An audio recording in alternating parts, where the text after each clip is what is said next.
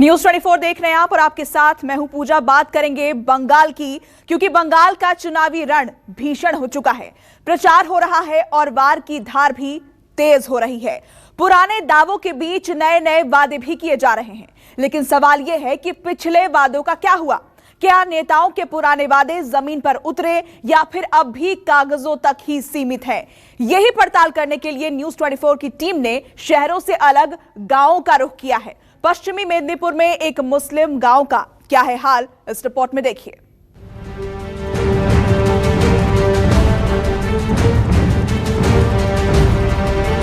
को पता है जो हमका राज्य सरकार दिया है, पर उसको कौन दिया है उसको पता नहीं। कोई 100 रुपया देता है, कोई 150 रुपया देता है, 100 रुपया, कोई दिन 150 रुपया, कोई दिन 50 रुपया इन्हें खटता है, पेट नहीं चलता है। हम गाँव में जहाँ पर मैं खड़ा हूँ, यहाँ पर लोग ये सोच रहे हैं कि शायद विकास का वादा हर बार की तरह इस बार ना हो। इस बार विकास होना चाहिए। इस बार ऐसा ठोस कदम सरकार की तरफ से या यहाँ के चुने हुए नुमाइंदों की तरफ से होना चाहिए जिससे ये सोच सकें कि हो सकता है कि आने वाले दिनों में इनकी परेशानियां दूर हो जाएं। ये लोग ये भी चाहते हैं कि ये चुनाव इनके लिए आने वाली उम्मीदों के साथ हो। सरकारी योजनाओं का फायदा तभी है जब उन्हें अमली जामा पहनाया जाए। आम लोग पुराने वादों के साथ नेताजी को याद दिलाते भी हैं, लेकिन नेताजी पूरे भरोसे के साथ नया वादा करके चले जाते हैं। बंसोल गांव में भी कुछ ऐसा ही दिखाई दिया। हम लोग फिलहाल बंसोल गांव में हैं और बंसोल गांव के लोग मेरे साथ खड़े हुए हैं, इंतजार कर रहे हैं कि आखिर कब, कैसे और कितना इंतजार करना पड़ेगा इस बात का कि आखिर यहाँ पर रोड भी आए, यहाँ पर शिक्षा के हिसाब से स्कूल खुले, अच्छे स्कूल खुलें और यहाँ पर हेल्थ सेक्टर में यानी कि अस्पताल भी बने। बहुत सारी समस्याएं हैं इनकी, जब मैं इनसे बात कर रहा था। लेकिन पहला जो सबसे इम्पोर्टेंट रोल है वो सड़क का होता है। कहते हैं गांव के अंदर जब आप आओगे और आपको अच्छी सड़क मिल जाए तो समझो कि गांव में विकास हुआ है। मैं रोड से अंदर आया, करीब 7-8 किलोमीटर अंदर आया, रोड टूटी हुई है और 2 घंटे लग जाते हैं अगर आप गाड़ी से आ रहे हैं। हाँ 2 घंटा, हाँ 1 घंटा लग जाएगा। तो ये कब से चल रहा है ऐसे? कब से रोड टूटी पड़ी है? बनी नहीं पाई है? नहीं, पहले बनी थी। हाँ। फिर खराब हो गई। खराब 1 साल में। अच्छा, 2 साल में खराब हो गया। आम लोगों के लिए सड़क, परिवहन और अस्पताल ये सभी बुनियादी सुविधाएं मानी जाती हैं, लेकिन ये भी न मिले तो जन जीवन पर असर पड़ना तय है। सबसे बड़ी दिक्कत है इस गांव की क्या है? सबसे परेशानी अगर मैं बात करूं, सबसे पहले अस्पताल की जरूरत है। अस्पताल नहीं है यहाँ पर। बहुत बड़ी दिक्कत। और पशु चिकित्सा ये सब जाता, गाय भैंसा। अभी अस्पताल में कितना दूर जाना पड़ता है यहाँ से? कम तकरीबन 8 किलोमीटर। 8 किलोमीटर दूर जाना पड़ता है। और गांव की पॉपुलेशन क्या है, संख्या कितनी है? गांव की पॉपुलेशन जो बंसल गांव कम से कम 800-900 आदमी की पॉपुलेशन है। 800-900 आदमी यहाँ पर रहते हैं और अगर अस्पताल कोई बीमार पड़ जाता है तो उसे 8 किलोमीटर दूर जाना पड़ता है। सवारी की व्यवस्था भी मैं देख रहा हूँ, जब रोड टूटे हो तो सवारियाँ भी बहुत ज़्यादा यहाँ पर नहीं होंगी। नहीं, इस तरफ ऑटो चलती है, थोड़ी ऑटो चलती है, टूटे 4-5 ऑटो चलती है। अच्छा, तो उन्हीं से जा सकता है। हाँ, सब। अच्छा, की स्थिति कैसी है यहाँ पर? रोजगार की स्थिति बहुत खराब है। क्या करते हो? हाँ, खेती बाड़ी करते हैं। खेती बाड़ी करते हैं। बाकी गाँव के लोग क्या करते हैं? खेती बाड़ी या दूध इधर उधर बेचा बेची करते हैं और क्या, और कुछ नहीं है। और कुछ कितना कमा लेते हैं लोग यहाँ पर? गुजर बसर हो पाता है या नहीं हो पाता? नहीं। गुजर बसर हो जाता है। हो जाता है। साल में 200-250 रुपया कमा लेते हैं। अच्छा, मुझे बताओ, अभी तो फिलहाल चुनाव चल रहे हैं तो नेताजी भी आ रहे होंगे, वादे भी कर रहे होंगे। अभी की स्थिति क्या है? अभी चुनाव में नेताजी कितनी बार वादे करके गए और आप लोग क्या मांग रहे हो उनसे कि भैया ये काम होना चाहिए, पहला काम ये हो, इसके लिए बात करो? ऐसा कुछ हुआ अभी तक या नहीं हो पाया? ऐसा कुछ हो नहीं पाया। नेताजी से बात ही नहीं हो पा रही है? नहीं, नेताजी आए अंदर तक गाँव के? आते हैं चले जाते हैं, बस हाथ दिखा के चले जाते हैं। हाँ, इसके अलावा कोई एक्शन नहीं होता नेताजी का? कोई एक्शन नहीं में देखने मिलता है, उसका आगे नहीं। पिछले 5 साल पहले देखा होगा नेताजी को। उसके बाद में नजर नहीं आए नेताजी। नहीं, नजर नहीं। अच्छा, मुझे बताओ कि यहाँ पर पशुओं की संख्या भी बहुत ज्यादा है, तो पशुओं के लिए चिकित्सालय कितना दूर है यहाँ से? चिकित्सालय दूर है, सामने है नहीं। हाँ, ये कभी कदा भेजता है तो वो तो स्पेशलिस्ट भाव में आता नहीं है ना, इतना पूरा गांव को देख के नहीं जाता। एक जगह बैठा, दवा दिया या 2-4 पशु लाया, उसको दे दिया, खत्म। और यहाँ हम लोग का हर रोज का जरूरत है। इतना गाय भैंसी का यहाँ काम होता है, जो पूरा बस्ती हम लोग का जो मुस्लिम है ये गाय भैंसी के ज़्यादा धंधा करते हैं और थोड़ा बहुत खेती है, इसी का ऊपर पूरा चलता है। और जब बेसिक सुविधाएं नहीं होंगी तो ऐसे में आप सोचिए कि रोजगार कैसे बढ़ेगा, आमदनी कैसे बढ़ेगी। और यही चीज़ लगातार ये लोग डिमांड करते आ रहे हैं कि आप पहले ये व्यवस्था कीजिए कि हमारे पास पैसा आए, हमारे पास जो भी स्थिति बनी हुई है उसके हिसाब से यहाँ पर व्यवस्थाएं हों और उन्हीं व्यवस्थाओं के हिसाब से हम अपने आप को ढाल सकें। गांव में आधारभूत सुविधाओं की कमी भले ही दिख रही हो, लेकिन प्रधानमंत्री आवास योजना दिल्ली से यहाँ जरूर पहुंची है, जिसका सबूत ये घर है। अच्छा, इस गांव में प्रधानमंत्री आवास योजना के तहत कई सारे मकान भी पक्के बन रहे हैं। ये फिरदौस हैं और इनका फिलहाल अभी मकान बनने वाला है और नींव पड़ चुकी है लगभग और थोड़े दिनों में हो सकता है कि यहाँ पर आप पक्का मकान देखें। इनका कच्चा मकान ये वाला है और चुनावी मौसम में इनको एक उपहार के तौर पर ही पक्का मकान भी मिल गया है ना फिरदौस? कितना फायदा मिला? फायदा अच्छे मिला है। मिल गया। कब तक बन जाएगा मकान अपना? बन जाएगा कम से कम 2-4 महीना लगेगा। हाँ, तो अब तक कच्चे मकान में रह रहे थे? 1 साल भी लग सकता है। 1 साल में लगता है। अब तक कच्चे मकान में रह रहे थे? हैं, कच्चे मकान में रह रहे। अच्छा, मुझे बताओ कि ये प्रधानमंत्री आवास योजना के तहत आपको ये मकान मिला है, इसमें करीब 1,38,000 रुपये लगभग आपको मिलेंगे। तो ये प्रधानमंत्री नरेंद्र मोदी ने की योजना के तहत आपको मिला है। तो आपको पता है कि मोदी जी ने मकान दिलवाया? हमको पता है, जो हम उनका राज्य सरकार दिया है, बार उसको कौन दिया है उसको पता नहीं। अच्छा, आपको नहीं पता। आपको मुद्दा है कि मकान मिल गया।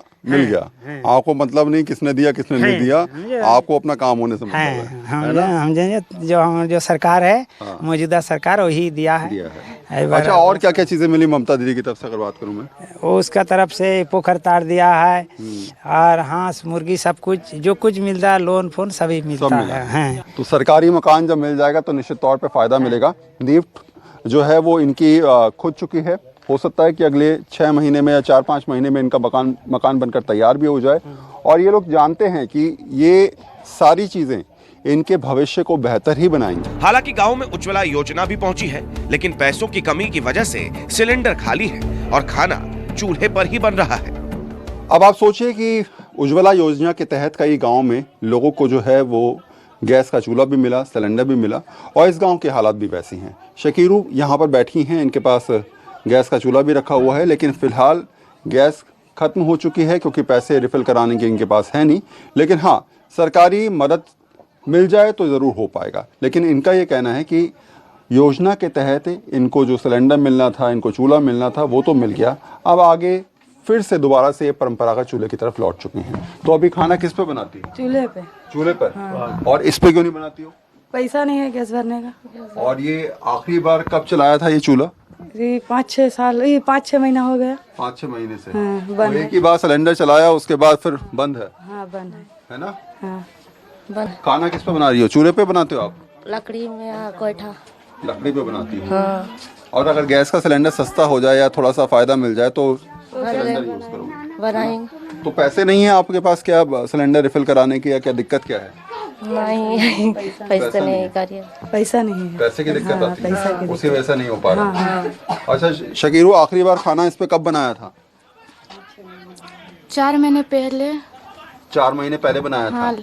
और उसके बाद से जो है वो इसी पे चूल्हे पे खाना बना रही हो। सरकारी योजनाओं का फायदा तो मिला, लेकिन असलियत ये है कि जब आप उसको आगे बढ़ाएंगे तो आपको अपनी जेब के पैसे लगाने होंगे, आपको गैस रिफिल करानी होगी, आपको नया सिलेंडर चाहिए होगा और उसके लिए इनके पास फिलहाल ना पैसे हैं और ना ही कोई मदद है। इसलिए सबसे पहले इनका भी मानना है कि रोज़गार को अगर आप बढ़ाएंगे, यहाँ पर नौकरी की व्यवस्था करवाएंगे और ऐसे हालात बनाएंगे गाँव के अंदर कि पैसा आना शुरू हो, तो ऐसे में इन योजनाओं का फ़ायदा निश्चित तौर पर ये लोग उठाते हुए नजर भी आएंगे। इस गांव में केंद्र की योजनाएं देखी तो राज्य सरकार की मदद भी मिली। ममता सरकार की कन्या श्री योजना बेटियों तक पहुंचती रही है। फिलहाल लॉकडाउन के बाद से पैसा आना रुक गया है। अच्छा, ममता सरकार की तरफ से बाकायदा महिलाओं को और कन्याओं को एक मुश्त रकम दी जाती है।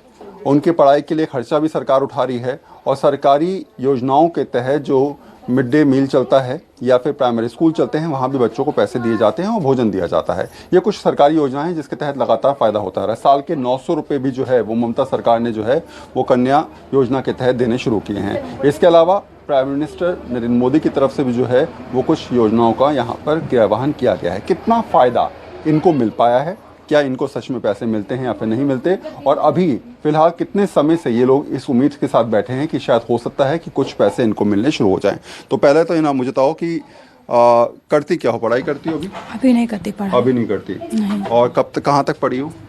12 तक पढ़ी हो तो कुछ मिलता है सरकार की तरफ से? अभी तो नहीं मिलता, पहले मिलता था। पहले कितना मिलता था? 25,000 रुपया मिला है और अभी नहीं मिला। और किस योजना के तहत मिला, कुछ याद है?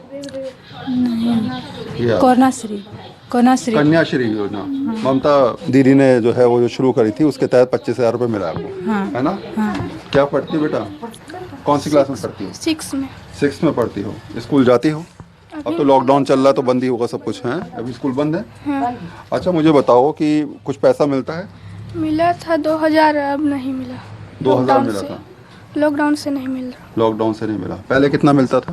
पहले 2,000, नहीं 2,000 मिलता था। अच्छा, एक बार मिला था। एक बार मिला था 2,000 रुपये। 1100 रुपये। कुछ मिलता है स्कूल में? क्या मिलता है? पैसे वैसे मिले कभी? सरकार की तरफ से योजनाओं का फायदा मिल रहा है? कितना पैसा मिला? 1100 मिला। आखिरी बार पैसे कब मिले थे? लॉकडाउन से। अब उम्मीद कर रहे हो कि जब 2021 आ गया है, चुनाव आ रहे हैं, तो शायद दोबारा से सरकार पैसे वाली योजनाएं शुरू करे, है ना?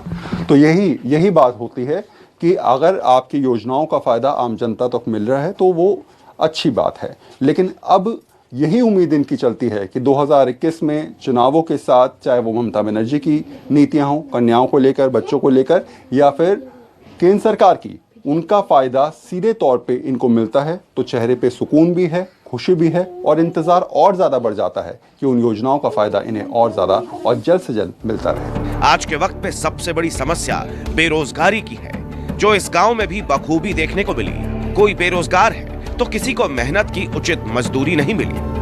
अच्छा, गांव में बेरोजगारी सबसे बड़ा कारण भी मानते हैं लोग कि यहाँ पर दिक्कतें ज़्यादा बढ़ जाती हैं।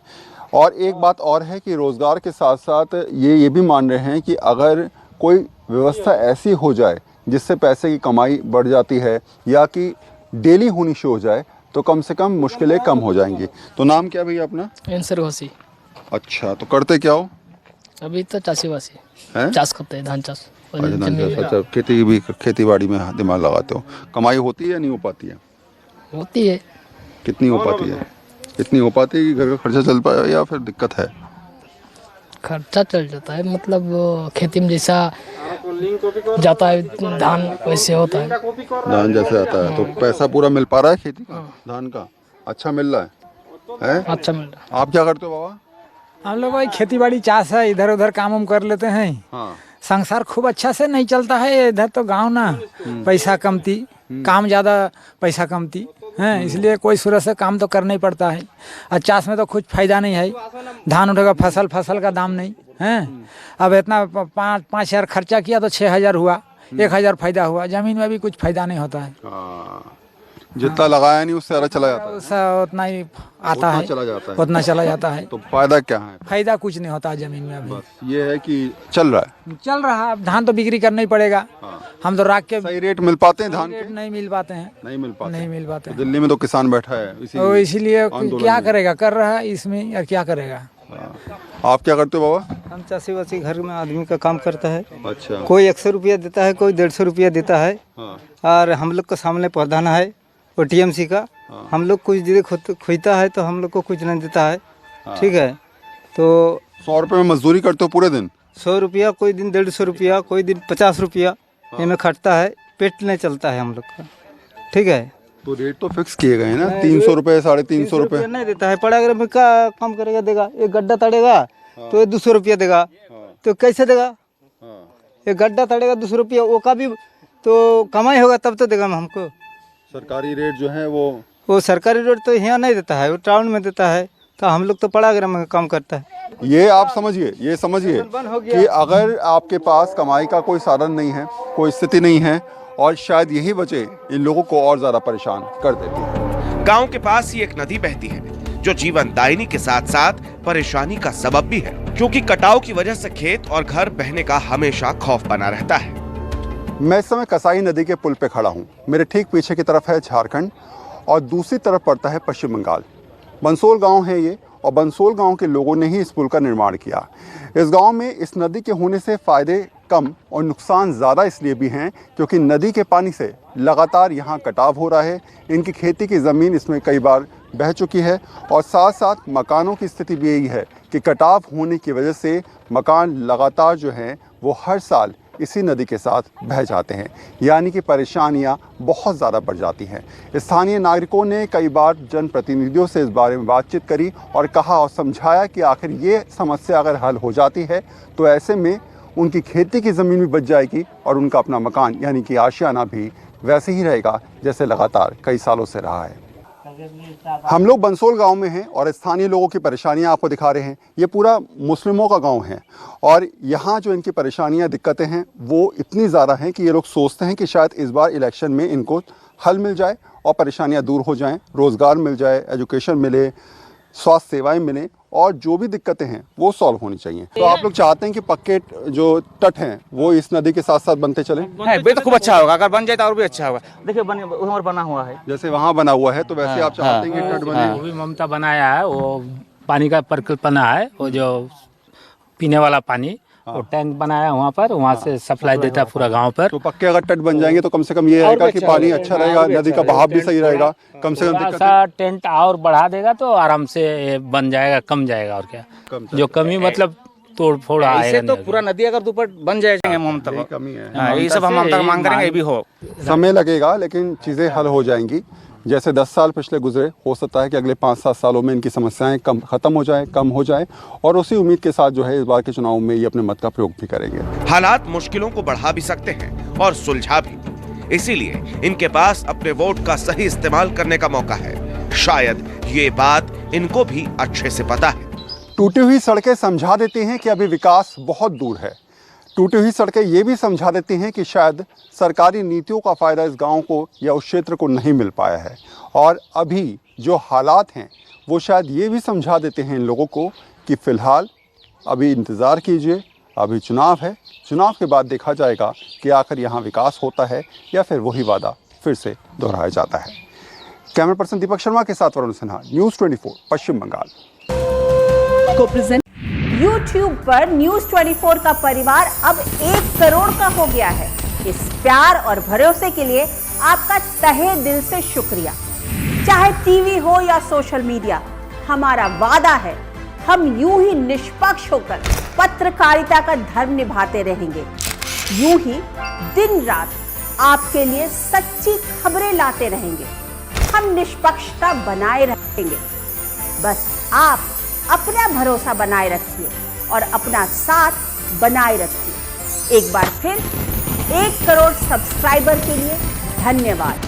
न्यूज़ 24 निष्पक्ष खबरें।